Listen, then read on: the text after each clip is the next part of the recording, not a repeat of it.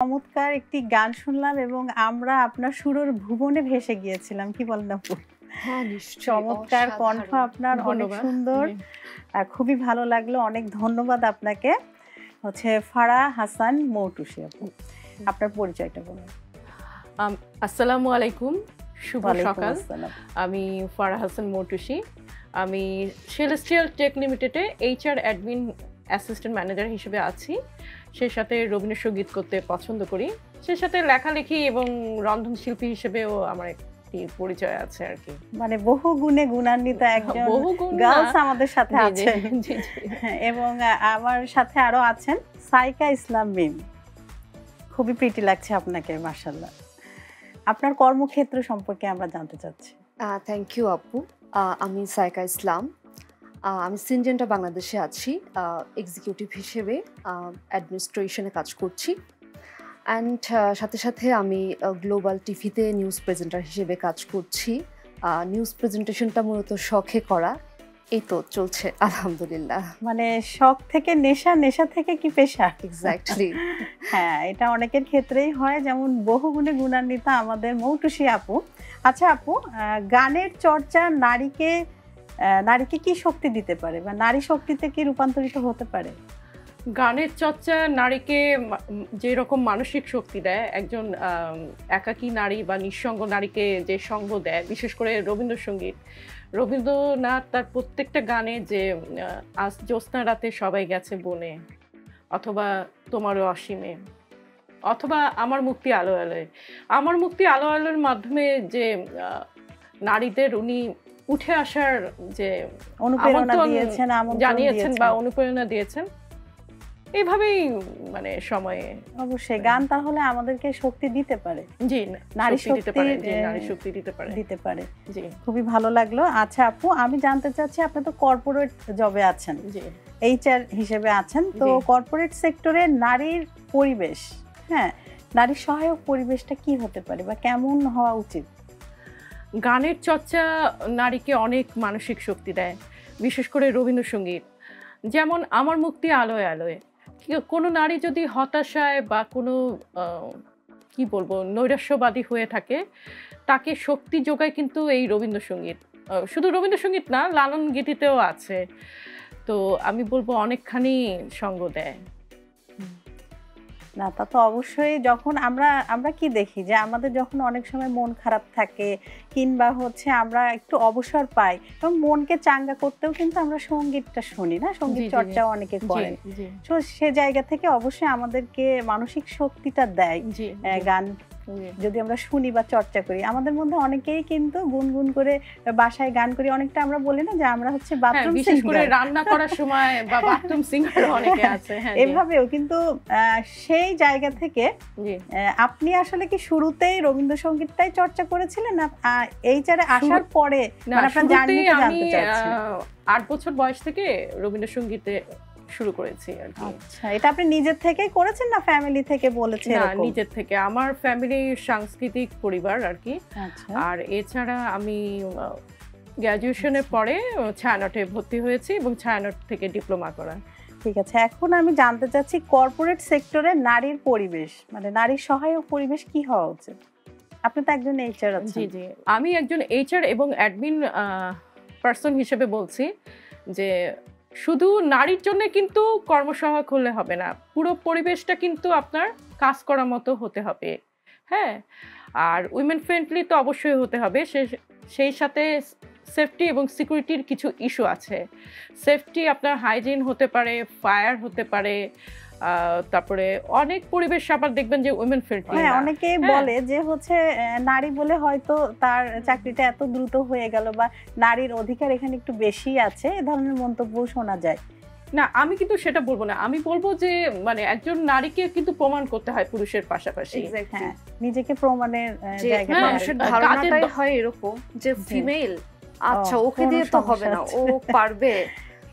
এই কনসেপশনটা থেকে বেরোনোটাই খুব চ্যালেঞ্জিং। ফিমেল শুনলে হচ্ছে ওই যে একটা প্রবলেম সামনে, ফিমেল ও হয়তো সামলাতে পারবে না, মানে ফিমেলটাকে মনে করে দুর্বল। কিন্তু আসলে সেই জায়গা থেকে একটা মানে ফিমেলকে প্রুফ করতে হলে আরো বেশি বেশি হচ্ছে বেশি শ্রম দিতে হয়, বেশি মেধা দিতে হয়, বেশি বেশি করে নিজেকে প্রুফ করতে হয় যে আমি পারি, যেটা মেলকে আসলে ওভাবে চ্যালেঞ্জ নিতে হয় না। আর একজন মেল পারসনের চাইতে কিন্তু একজন ফিমেল পারসন বেশি কাজ করেন।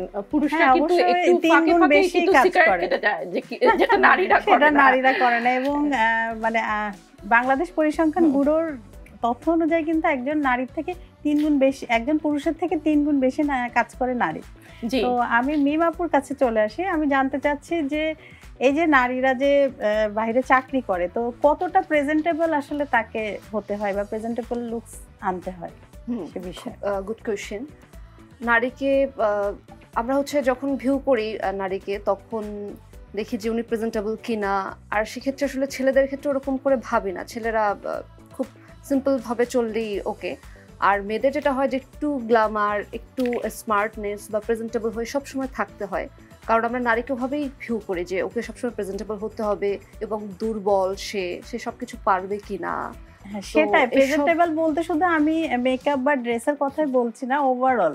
আমি সেই সাথে একটু মানে যোগ করতে চাই, সেটা হচ্ছে একজন নারী শুধু প্রেজেন্টেবল হলো বা স্মার্ট হলো সেটা কিন্তু কোনো কাজের হলো না যদি তার মধ্যে জ্ঞান, ব্যক্তিত্ব, চরিত্র যদি কোনো কিছু না থাকে। মানে ফুল যতই সুন্দর হোক, মানে গন্ধ যদি ভালো না হয়, সুগন্ধ যদি না হয়, তাহলে ওই ফুলের কিন্তু দাম নেই। ব্যাপারটা হচ্ছে এরকম। অবশ্যই তার গুণও থাকতে হবে, এবং প্রতিটি ক্ষেত্রে নিজেকে নিজের প্রুফ করতে হয়। যেই চ্যালেঞ্জ একটা ব্যাপার চলে আসে হয় মেয়েদের, সেই চ্যালেঞ্জগুলো আসলে ছেলেদের ওভাবে ফেস করতে হয় না। আর আপু যেটা বললেন যে ছেলেরা হ্যাঁ খুব ব্রেক নিচ্ছে, আর মেয়েরা তো আসলে ওভাবে ব্রেক নিচ্ছে না, একটানা কাজ করে যাচ্ছে। সো ওই জায়গা থেকে মেয়েদের তো প্রেশারটা বেশি হয়, এবং সেই জায়গা থেকে অ্যাপ্রিসিয়েশনটা একটু আমার মনে হয় যে মেয়েদের কম, আমাদের দেশ বা আমাদের যে কালচার এই জায়গাতে। আপনি তো একজন নিউজ প্রেজেন্টার, তো কোনো নারী বা কোনো গার্লস যদি আসে নিউজ প্রেজেন্টিং এ, তো প্রথমে সে কি করবে, কিভাবে আসবে, কি শিখতে হবে তাকে? Very good question. News presentation অনেক বড় একটা বিষয়, এবং এটা একটা আর্ট। আর আপনাকে অবশ্যই মাথায় রাখতে হবে, আপনি যখন নিউজ প্রেজেন্ট করছেন, এটা সারা বিশ্ব পুরো বাংলাদেশ দেখছে, এবং আপনাকে ভরসা করে ওখানে বসিয়েছে, এবং আপনি যেটা বলছেন সেটাই মানুষ ট্রাস্ট করছে, সেটার গুরুত্ব দিচ্ছে, সেটার উপর ডিপেন্ড করে অনেক কিছু হচ্ছে। সুতরাং আপনাকে কনফিডেন্ট হতে হবে, নিউজ সেন্স থাকতে হবে, এবং আপনাকে অবশ্যই এই বিষয়ে যথেষ্ট আগ্রহী হতে হবে, ডেডিকেটিভ হতে হবে, তাহলে আপনি একজন ভালো নিউজ প্রেজেন্টার হতে পারবেন। আর সাথে সাথে আপনার স্মার্টনেস, প্রেজেন্টেশন অ্যান্ড আর্ট, যেটা শুরুতেই বললাম, এই জায়গাগুলোতে আপনাকে আরো মানে পরিশুদ্ধতার তো আসলে শেষ নাই। আপনি প্রতিনিয়তই নিজেকে আসলে চেষ্টা করবেন আরো একটু পলিশ করা যায় কিনা, আর একটু বেটার করা যায় কিনা। আচ্ছা মিম আপু, আপনি কি গান শোনেন? হ্যাঁ অবশ্যই, আমার মনে হয় গান একটা প্লেজারের একটা অন্যতম ওয়ে। আমার যখনই মন খারাপ থাকে, মন ভালো থাকে, আমার যখন মনে হয় যে কোনো কিছু আমি হারিয়ে ফেলেছি বা ফেইলার এরকম কিছু ফিল হয়, তখন আমি গান শুনি, এবং আমার মনে হয় যে এটা আমার জন্য খুবই এনার্জেটিক বা পাওয়ারফুল, আমাকে আরও আমার স্ট্রেংথকে আরও বাড়িয়ে তোলে। So I love music. Bangla cinema দেখা হয়? বাংলা সিনেমা কম দেখা হয়, বাট আমি যখন সময় পাই চেষ্টা করি কোনো সিনেমা যখন খুব ভালো করে ওটা অবশ্যই দেখতে, কারণ আমি মনে করি বাংলা সিনেমা আমরা দেখলেই আস্তে আস্তে এটা আরও ইমপ্রুভ করবে, আরও ভালো জায়গায় যাবে, আমরা আরও ভালো জায়গায় নিজেকে দেখাতে পারবো, প্রুফ করতে পারবো। সো আপনার বাংলা সিনেমার প্রিয় নায়ককে? বর্তমানে সাকিব খান। আমরা কিন্তু এখন চলে যাব কুইজে। সঠিক উত্তর যিনি দিবেন তিনি পাবেন 10 মার্ক। হ্যাঁ, এবং হচ্ছে যিনি ভুল উত্তর দিবেন তার জন্য কোনো মার্ক কাটা যাবে না, সো রিল্যাক্স, টেনশনের কিছু নেই। এবং মৌটুসী আপু সিনেমা তো আপনি দেখেন তাই না, জি, জি, বাংলা সিনেমা। জি। আপনার প্রিয় নায়ক? বাংলাদেশের প্রিয় নায়ক হচ্ছে সালমান শাহ। সালমান শাহ, প্রয়াত সালমান জি, শাহ। জি, আচ্ছা মৌটুসী আপু, জি, বাংলা সিনেমা আপনি দেখেন এবং আপনার প্রিয় নায়ক হচ্ছে প্রয়াত সালমান শাহ। জি।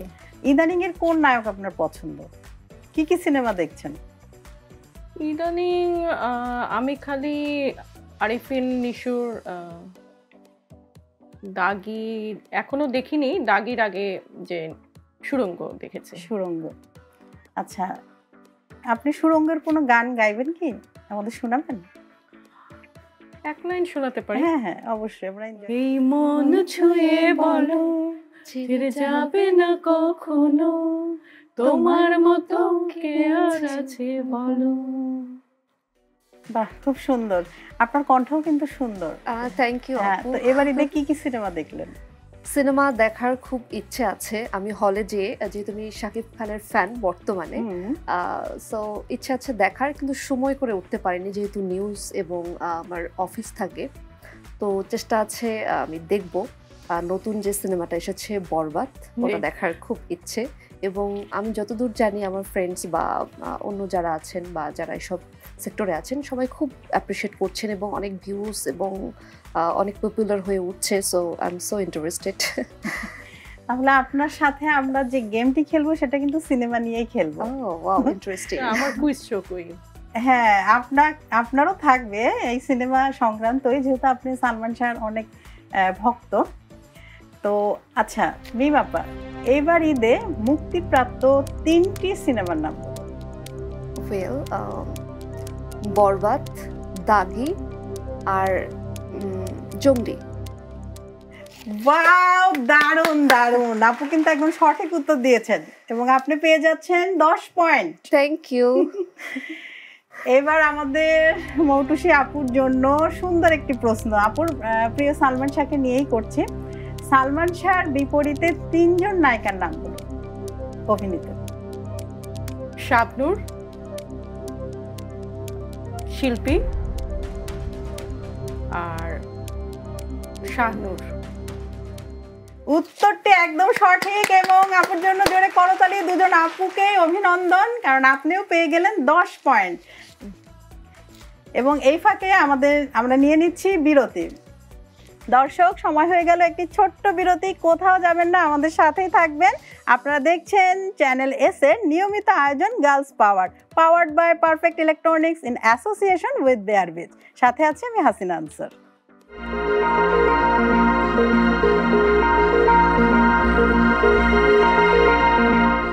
আবারও আমন্ত্রণ জানাচ্ছি চ্যানেল এস এর নিয়মিত আয়োজন girls power, powered by perfect electronics in association with বেয়ারবিচ। এবং এ পর্বে আমাদের সাথে আছেন একজন স্পেশাল গেস্ট, এবং আপুরা আমাদের এই স্পেশাল গেস্টের সাথে আপনাদের পরিচয় করিয়ে দেব এবং তার সাথে আমি গল্প করব, কথা বলবো, এবং তার কথা আপনি খুব মনোযোগ দিয়ে আপনারা শুনবেন, কারণ সেখান থেকে কিন্তু আপনাদের দুজনের জন্য রয়েছে 2টি প্রশ্ন।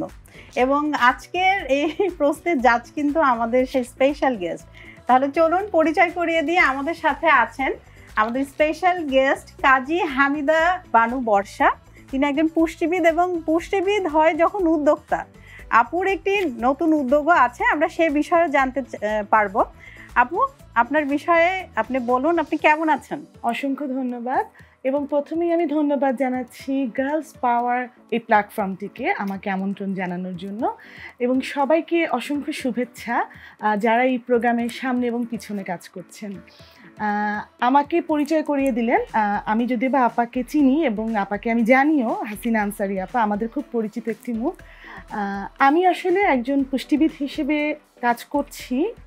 আমার 9-10 সেশন ছিল অনার্সে, এরপর আমি মাস্টার্স করেছি, তারপর আমি পাবলিক হেলথের উপরে আরেকটা ডিগ্রি নিয়েছি, মাস্টার্স অফ পাবলিক হেলথ করেছি নর্থ সাউথ ইউনিভার্সিটি থেকে।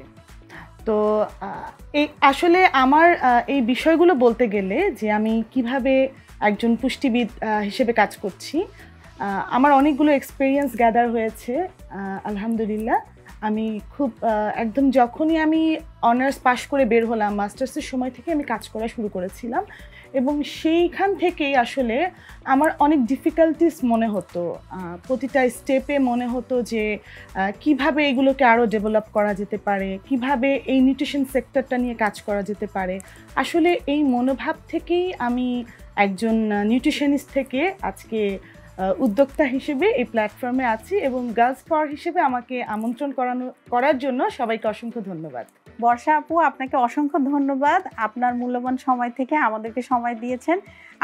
আপনি তো একজন পুষ্টিবিদ এবং সেই সাথে একজন উদ্যোক্তা। আপনার উদ্যোগের নামটা আমাদেরকে বলুন এবং কি কি কাজ করছে আপনার এই উদ্যোগ। ওকে, অসংখ্য ধন্যবাদ। আমার উদ্যোগের নাম হচ্ছে centre for education in nutrition and dietetics. এটা একটা শিক্ষা প্রতিষ্ঠান। আমি এই শিক্ষা প্রতিষ্ঠানটা তৈরি করেছি বা এটা করার প্ল্যানিংয়ে ছিলেন।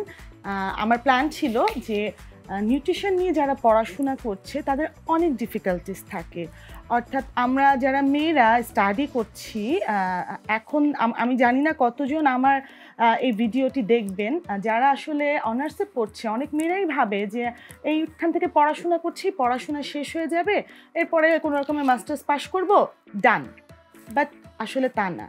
একজন নিউট্রিশনিস্ট বা একজন ডায়েটিশিয়ান তাকে কিন্তু অনেকগুলো স্টেপে আসতে হবে বা আসা উচিত বলে আমি মনে করি।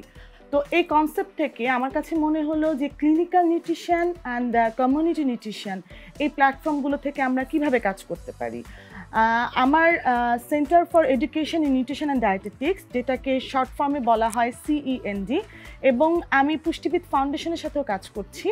আমি পুষ্টিবিদ ফাউন্ডেশনের কোর মেম্বার হিসেবে কাজ করছি, যেখানে আমি ফিনান্স সেক্রেটারি।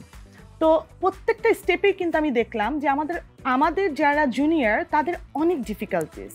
অর্থাৎ তারা একটা পড়া ঠিকভাবে বুঝতে পারছে কি না, কিছু মিসকনসেপ্ট আছে কি না। যেমন আমাদের সাবজেক্টের ভিতরে মাইক্রোবায়োলজি আছে, মেটাবলিজম আছে, ফুডের সাথে সায়েন্স রিলেটেড অনেক বিষয় আছে যেগুলো কিনা আমাদের জানা হয়ে ওঠে না। এবং নিউট্রিশনটা কেন আমাদের প্রয়োজন, এভরিডে আমরা খাচ্ছি, খাবার খাওয়ার সাথে আমাদের প্রপার নিউট্রিশনটা বডিতে খুব ইম্পর্টেন্ট এবং এক একটা অর্গানের সাথে এক এক ধরনের ম্যাক্রো এবং মাইক্রোনিউট্রিয়েন্টের কম্বিনেশন রয়েছে, কোলাবোরেশন রয়েছে।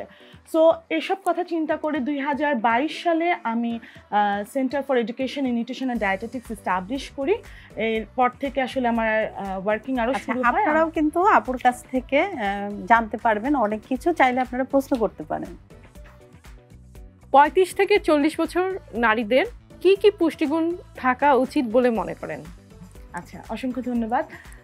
35 to 40, আফটার 30 আমাদের কিন্তু বোন মিনারেলসগুলো ক্ষয় হতে থাকে। বোন মিনারেলসগুলোকে যখন আমরা এটাকে পারফেক্টলি রাখতে চাই, তখন আসলে ভিটামিন ডি, ক্যালসিয়াম এগুলো এনরিচ করা খুব প্রয়োজন। তাই এভরিডে আপনার খাবারের তালিকাতে অবশ্যই দুধ রাখতে হবে as a source of calcium.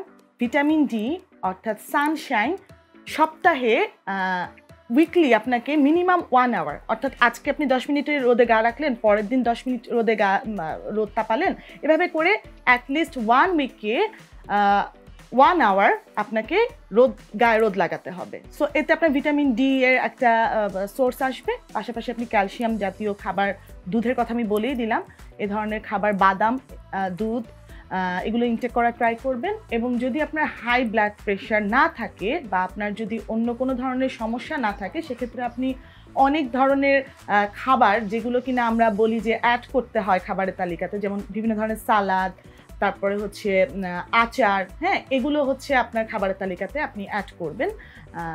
That will keep you healthy. মানে অ্যাটলিস্ট এই দুটো যদি একজন 35 থেকে 40 এজের মহিলা কন্টিনিউ করে, সে আসলে সুস্থ থাকতে পারবে। ধন্যবাদ।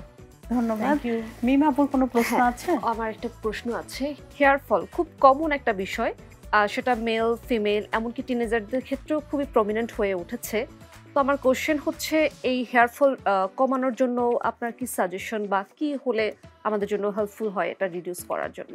হেয়ার ফল হয় মূলত vitamin K, omega 3, omega 6 fatty অ্যাসিডের কারণে। বাসার তেল পরিবর্তন করুন, হেয়ার ফল অনেকটাই চেঞ্জ হয়ে যাবে।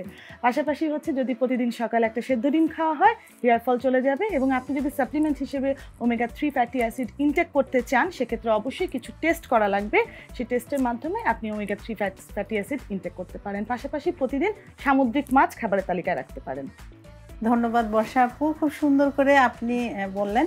আমার একটি প্রশ্ন আছে, সেটি হচ্ছে আমরা নারীরা যারা আছি 35+ অথবা 40, তাদের একটি প্রবলেম দেখা দেয়, সেটি হচ্ছে মাজায় ব্যথা, মাজায় পেইন এবং হাঁটুতে পেইন, এই বিষয়গুলো মানে বেশি দেখা দেয়। তো এক্ষেত্রে আসলে কি ধরনের ফুড আমাদের খাওয়া উচিত? আচ্ছা, থ্যাংক ইউ সো মাচ। আমার আসলে খুবই ভালো লাগছে প্রশ্নগুলো পেয়ে এবং আমি খুব আনন্দ অনুভব করছি।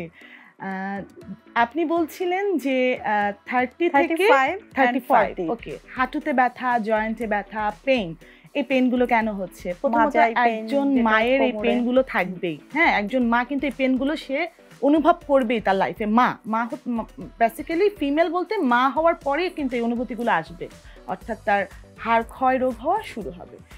এই ডিজিজগুলো কিন্তু ওয়ান কাইন্ড অফ অস্টিওম্যালেশিয়া এবং অস্টিওপোরোসিস। সো অস্টিওম্যালেশিয়া হলে আমাদের প্রথমত যে জিনিসটা খুব লক্ষণীয়, আপনাকে খাবারের একটা টাইম ম্যানেজমেন্ট ঠিক রাখতে হবে, আপনাকে কিছুটা এক্সারসাইজ করতে হবে এবং খাবারের তালিকাতে বাদাম, দুধ অবশ্যই রাখতে হবে। এটা আফটার 30 একটা ফিমেলের জন্য ম্যান্ডেটরি। তাহলে কিন্তু সে অনেকভাবে নিজেকে ডিজিজ থেকে রক্ষা রাখতে পারবে। এবং এই যে পেইনের কথা বললেন, যে হাঁটুতে ব্যথা, জয়েন্টে ব্যথা, এগুলো থেকেও কিন্তু সে ভালো থাকতে পারবে। ইন দিস কেস যদি এমন হয় যে তার কিডনির উপরে কোনো ইফেক্ট পড়েছে কিনা, অর্থাৎ অনেক দিন ধরে যদি সে কোনো মেডিসিন ইনটেক করে থাকে ব্যথানাশক, তাহলে কিন্তু তার কিডনির উপরে অ্যাডেনাল গ্ল্যান্ডে একটা ইনফ্যাক্ট হতে পারে, কোনো একটা প্রবলেম হতে পারে। তো ওই প্রবলেমটা যদি তার হয়ে যায়, সেক্ষেত্রে কিন্তু তাকে কিছু কিছু ফুড মেনটেন করতে হবে। সেক্ষেত্রে কিন্তু আবার বাদাম তার জন্য একটু হার্মফুল হতে পারে। সো কিছু টেস্ট আছে যেগুলো করে জানতে হবে কেন ব্যথাটা হচ্ছে, অর্থাৎ ডায়াগনোসিস ইজ হাইলি ইম্পর্টেন্ট। কোথায় আপনার কি কারণে কি পেইনটা হচ্ছে সেটা জানার পরে ফুডগুলো ইনটেক করা উচিত।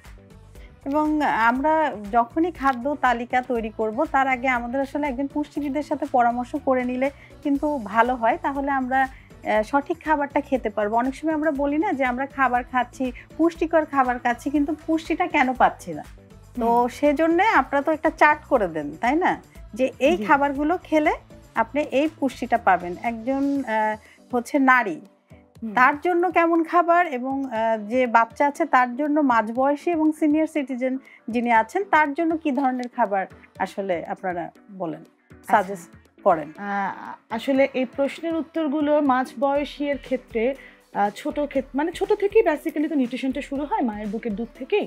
তো আমরা যে জিনিসটাকে খুব ইম্পর্টেন্ট দেই, paediatric nutrition, adolescent nutrition and হচ্ছে জেরিয়াট্রিক নিউট্রিশন, যেটা বার্ধক্যতে আমরা রিকমেন্ড করে থাকি। তো প্রতিটা স্টেপেই কিন্তু internal metabolism procedure highly important.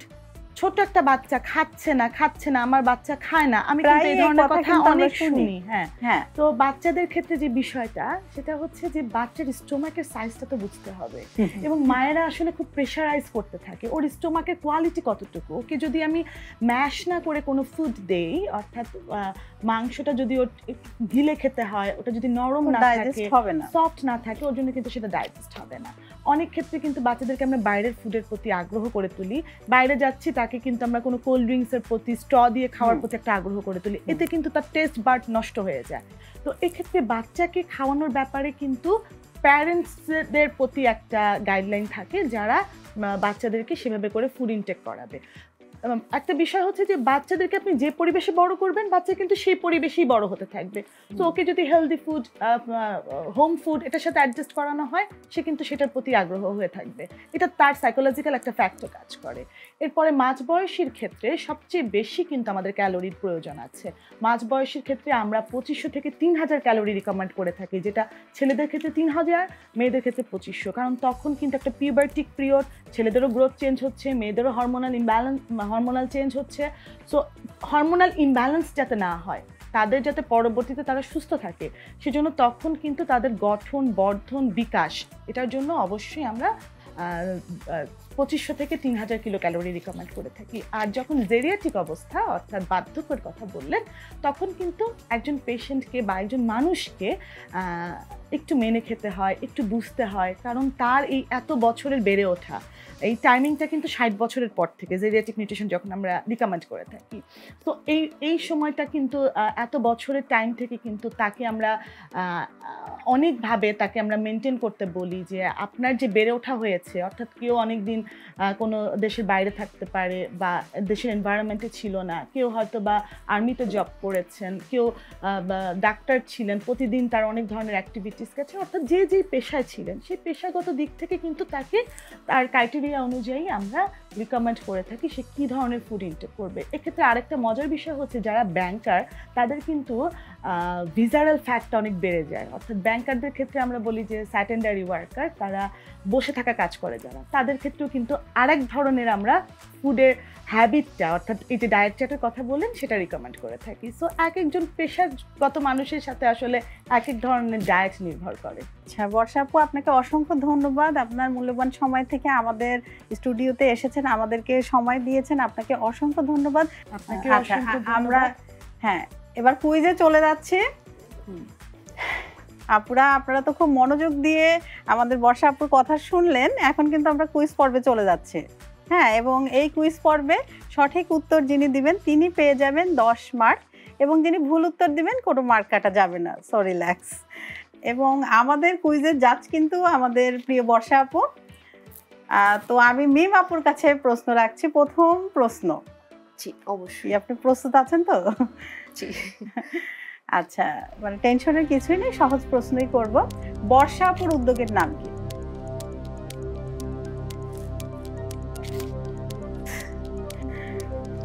আচ্ছা একটু চিন্তা করুন। এই মুহূর্তে আমি ঠিক করে বলতে পারছি না, মানে সো তাহলে কি আমরা নেক্সট আপুর কাছে যেতে পারি? আচ্ছা তাহলে এখন মৌটুসী আপু, আপনি যদি সঠিক উত্তর দেন কোনো মার্ক অ্যাড হবে না, কিন্তু আপনি সঠিক উত্তরটি দিতে পারেন। Centre for education in nutrition and dietetics. ও বর্ষা আপু একটি করতালি দিলেন এবং আমরাও দিচ্ছি, তার মানে উত্তরটি সঠিক, কিন্তু কোনো মার্ক অ্যাড হচ্ছে না। আমি উইনার হইতে পারলাম না। না না, আপনার জন্য প্রশ্ন আছে, আপনি প্রস্তুত আছেন তো? জি জিজ্ঞেস করব। জি। 30 ঊর্ধ্ব নারীদের শরীরের ব্যালেন্সের জন্য আসলে কোন ধরনের খাবার খেতে হবে? ক্যালসিয়াম এবং ভিটামিন ডি। আপনি আরেকটু চিন্তা করে বলুন। হ্যাঁ, 30 ঊর্ধ্ব মহিলাদের জন্য ক্যালসিয়াম এবং ভিটামিন ডি প্লাস ওমেগা 3 এবং ফ্যাট, এই চারটি অন্তর্ভুক্ত থাকা উচিত। আচ্ছা বর্ষা আপু, আমাদের বিচারক বর্ষা আপু বলুন উত্তরটি কি সঠিক? অবশ্যই উত্তর সঠিকের কাছাকাছি আছে। সেটা হচ্ছে আপনি যেটা বলেছেন যে 30 ঊর্ধ্বের উপরে ভিটামিন ডি এবং ক্যালসিয়াম খুবই গুরুত্বপূর্ণ, এটা অবশ্যই সঠিক উত্তর হিসেবে নেওয়া যায়। আচ্ছা তাহলে মৌটুসী আপুর জন্য জোরে করতালি, আমাদের আপু সঠিক উত্তর দিয়েছেন। এবার মার্কসটা বলে দিই, মিম আপুর মার্কস হচ্ছে 10 এবং মৌটুসী আপুর মার্কস হচ্ছে 10 পয়েন্ট প্লাস 20 পয়েন্ট। এ পর্বে এগিয়ে আছে মৌটুসী আপু, সো মৌটুসী আপুর জন্য জোরে করতালি এবং মিম আপুর জন্য জোরে করতালি দিই। এবং ভয়ের কোনো কারণ নেই, কারণ আমাদের আরেকটি রাউন্ডও আছে, এবং হচ্ছে যিনি বিজয়ী হবেন তার জন্য থাকবে পারফেক্ট ইলেকট্রনিক্সের পক্ষ থেকে আকর্ষণীয় একটি গিফট হ্যাম্পার, এবং যিনি রানার্স আপ হবেন তার জন্যও থাকছে একটি সুন্দর গিফট। বর্ষা আপু, আপনাকে অসংখ্য ধন্যবাদ এতক্ষণ আমাদের সাথে থাকার জন্য, এবং আমাদের এই গার্লস পাওয়ারে আপনার কেমন লাগলো, আপনার অনুভূতি জানতে চাচ্ছি। ধন্যবাদ। আমি গার্লস পাওয়ার প্রোগ্রামটার নাম শুনেই বুঝতে পারছিলাম যে এখানে গার্লসদের নিয়ে আসলে কাজ করা হবে, এবং যেখানে girls empowerment is highly important. So যেসব মেয়েরা আসলে সব প্রতিকূলতাকে, সব সমস্যার সম্মুখীন হয়েও নিজেদেরকে প্রমাণ করতে পারে বা নিজেদেরকে আসলে নিজের ক্যালিভারকে বের করতে পারে, তো এটাই আসলে গার্লস পাওয়ার। আমি খুব গর্বিত অনুভব করছি প্রোগ্রামে এসে, এবং এই প্রোগ্রামের সবাইকে আমি আবারও শুভেচ্ছা জানাচ্ছি। আপনাকেও অনেক অনেক শুভেচ্ছা এবং আপনার জন্য অনেক অনেক শুভকামনা। সময় হয়ে গেল একটি ছোট্ট বিরতির, কোথাও যাবেন না, সাথেই থাকবেন। খুব দ্রুত আমরা ফিরে আসব এবং আপনারা দেখছেন চ্যানেল এস এর নিয়মিত আয়োজন girls power, powered by perfect electronics in association with বেয়ারবিজ, এবং সাথে আছি আমি হাসিনা আনসার।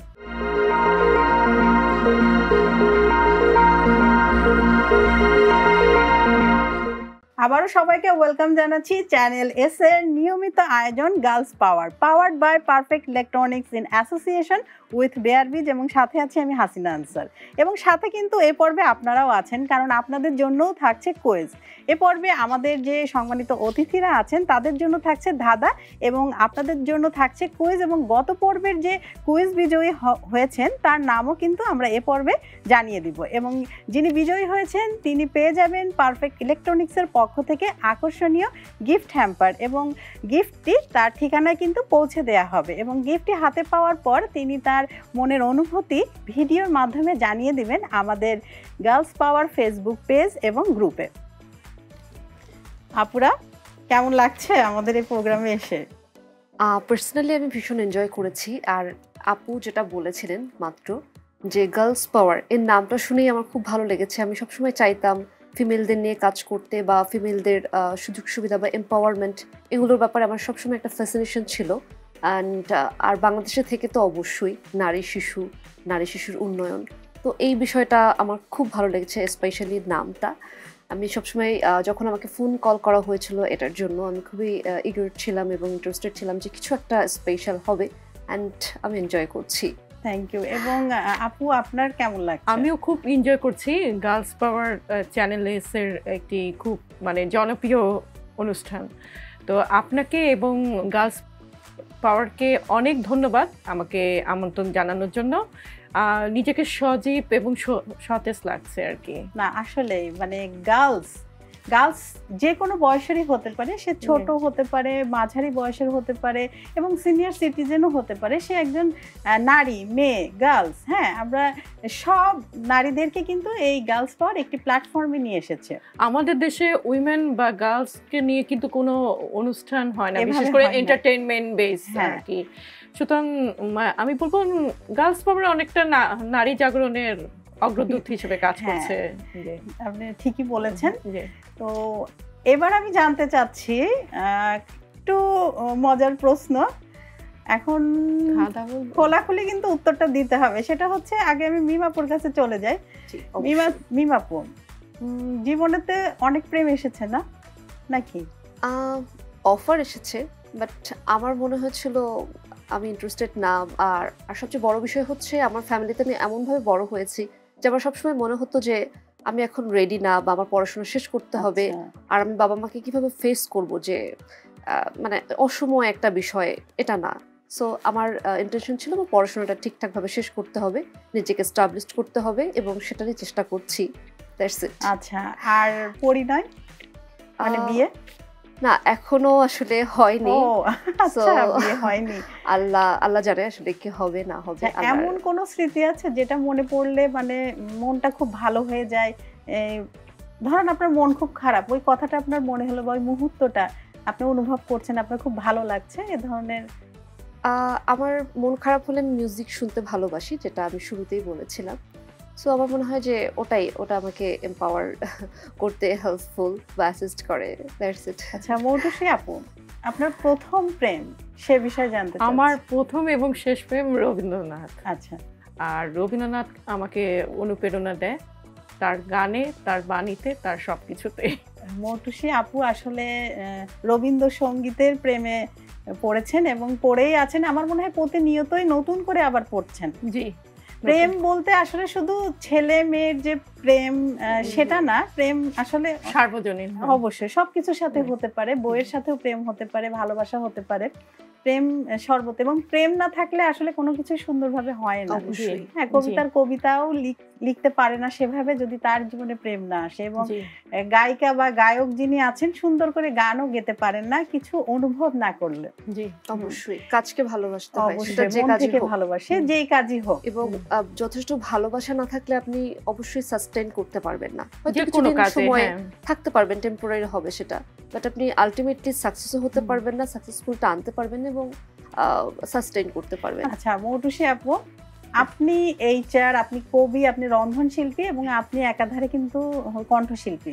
তো এই জায়গাগুলো তে আসতে তো আপনার অবশ্যই অনেকগুলো ধাপ পেরিয়ে আসতে হয়েছে, আপনি একদিনে তো হননি। এই পিছনের গল্পটা জানতে চাচ্ছি যে কি কি প্রতিকূল পরিবেশ ছিল বা অনুকূল পরিবেশ ছিল?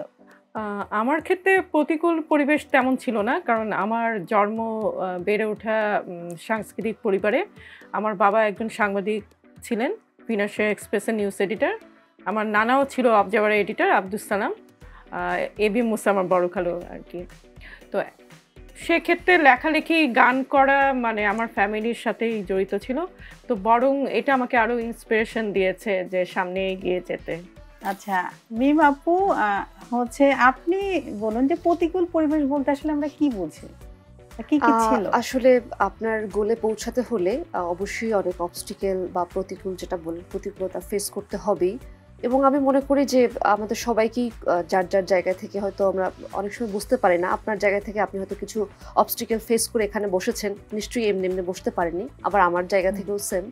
তো আমার জায়গা থেকে আমি খুব এনজয় করি। আমি মনে করি লাইফে যদি চ্যালেঞ্জ না থাকে তাহলে লাইফটা আসলে লাইফ না। সবকিছু যদি স্মুথই হয় তাহলে আসলে কিছুই নিজেকে প্রুফ করার কোনো ওয়ে নাই। তখন ওই মানে ইচ্ছাটা হয় না যে আমি আরো কিছু করি। এক্স্যাক্টলি। আপনারা রেডি আছেন তো? এখন কিন্তু আমাদের ধাঁধা পর্ব, অবশ্যই। এবং এই পর্বকে আমরা বলি গেম চেঞ্জার পর্ব, কারণ এখানে কিন্তু সঠিক উত্তর দিলে পেয়ে যাবেন 30 পয়েন্ট এবং ভুল উত্তর দিলে -15 পয়েন্ট, মানে 15 পয়েন্ট কাটা যাবে। ভুল উত্তর দেয়া যাবে না, এবং যদি কোনো উত্তর না দেন তাহলে কিন্তু কোনো পয়েন্টই কাটা যাবে না। তো টেনশনের কিছুই নেই। প্রস্তুত আছেন তো? প্রথমে কাকে বলবো, মৌটুসী আপু না মিম আপুকে?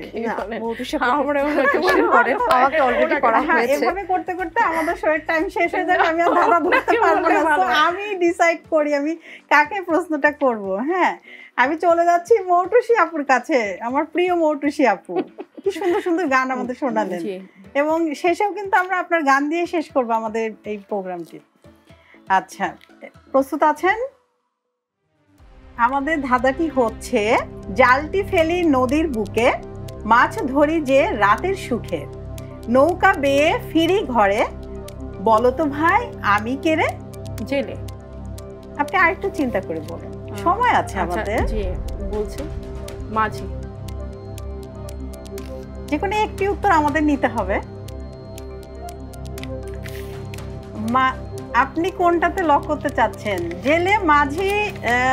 জেলে হচ্ছে যিনি মাছ ধরেন এবং মাঝি যিনি নৌকা বাইন। তো এখন আসলে আবারও আমি ধাঁধাটা বলি, আপনি একটু মনোযোগ দিয়ে শুনুন।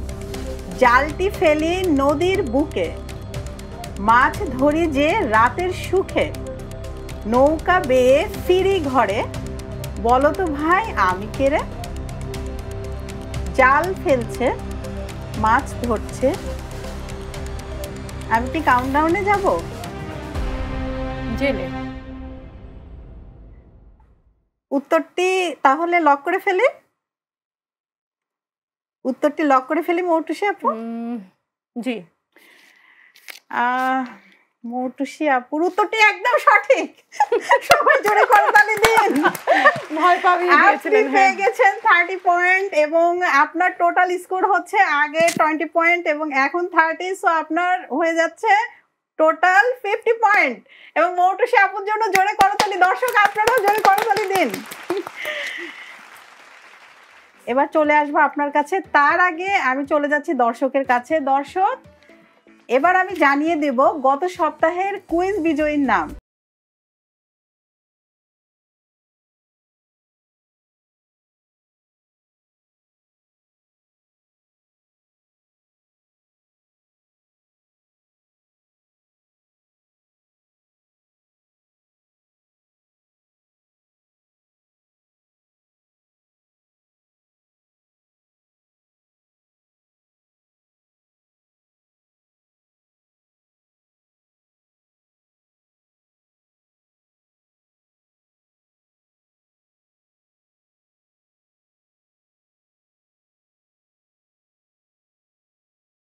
আপু টেনশন লাগছে?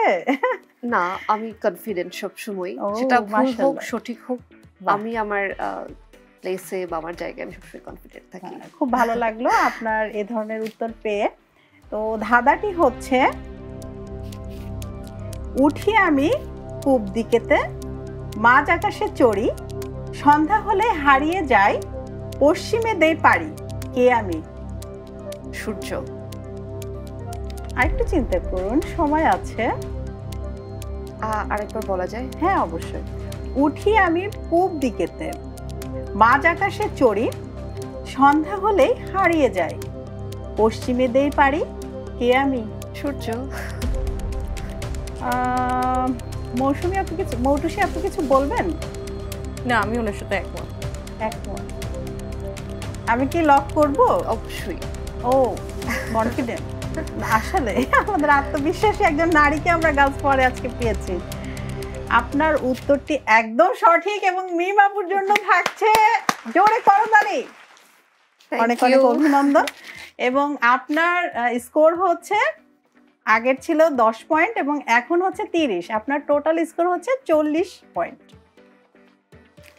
এবং হচ্ছে আমাদের আজকের বিজয়ী আমাদের মৌটুসী আপু পেয়ে যাবেন পারফেক্ট ইলেকট্রনিক্সের পক্ষ থেকে একটা দারুণ গিফট। এবং আমাদের রানার্স আপ হয়েছেন মিম আপু, আপনার জন্যও থাকছে চমৎকার একটি গিফট পারফেক্ট ইলেকট্রনিক্সের পক্ষ থেকে। ধন্যবাদ। Thank you.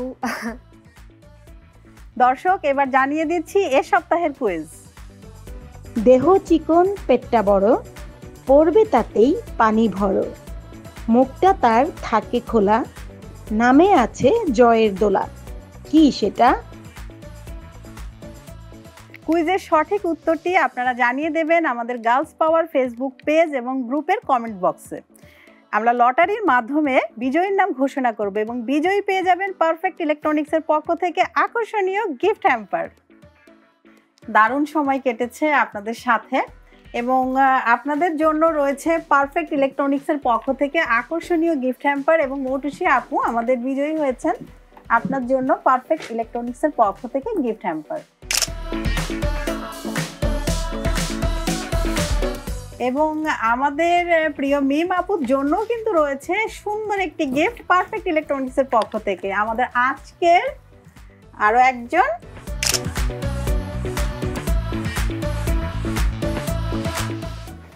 অনেক ধন্যবাদ আমাদের অনুষ্ঠানে আসার জন্য এবং আপনারা আপনাদের মূল্যবান সময় থেকে আমাদেরকে সময় দিয়েছেন। দর্শক, আমরা অনুষ্ঠানের একদম শেষ পর্যায়ে চলে এসেছি, আমাদের বিদায় নিতে হবে। আপনারা এতক্ষণ দেখছেন চ্যানেল এস এর নিয়মিত আয়োজন girls power, powered by perfect electronics in association with বেয়ারবিজ, এবং সাথে ছিলাম এতক্ষণ আমি হাসিনা আনসার। আবারও নতুন কোনো আয়োজনে আপনাদের সবার সাথে আমার দেখা হবে। চ্যানেল এস এর পর্দায় চোখ রাখুন। সে পর্যন্ত সবাই ভালো থাকুন, সুস্থ থাকুন এবং গার্লস পাওয়ারের সাথে থাকুন। এবং যেতে যেতে কিন্তু আমরা মৌটুসী আপুর গলায় খুব সুন্দর গান শুনবো। মৌটুসী আপু, বিদায় বেলায় একটি সুন্দর গান আমাদের উপহার দিন এবং আপনার গান শুনতে শুনতে আমরা বিদায় নিব। চেষ্টা করছি।